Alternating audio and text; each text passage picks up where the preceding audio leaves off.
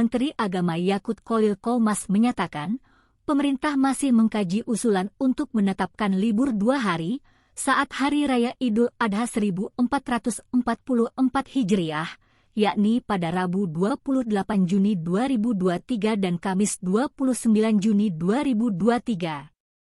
Usulan ini disampaikan Muhammadiyah karena sudah menetapkan Hari Raya Idul Adha pada 28 Juni, sedangkan pemerintah kemungkinan menetapkannya pada 29 Juni.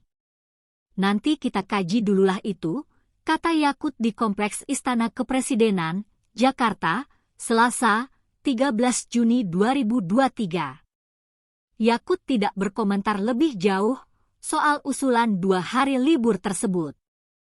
Namun, dalam kesempatan ini, ia mengklaim pelaksanaan ibadah haji tahun 2023 sejauh ini berjalan dengan baik, meski ada beberapa kekurangan kecil.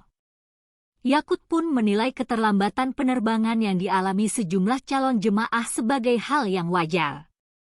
Dilansir dari situs web resmi Muhammadiyah, Sekretaris Umum PP Muhammadiyah, Abdul Mukti mengusulkan agar ada 2 hari libur bila Hari Raya Idul Adha yang ditetapkan Muhammadiyah dan pemerintah berbeda.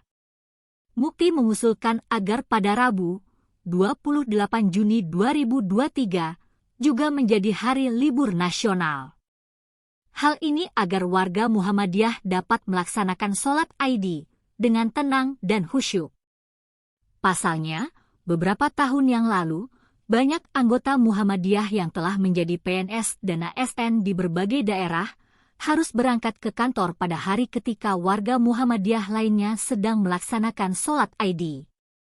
Jadi liburnya 2 hari, yaitu tanggal 28 atau 29 Juni 2023. Saya kira yang pegawai negeri setuju itu, kata Mukti.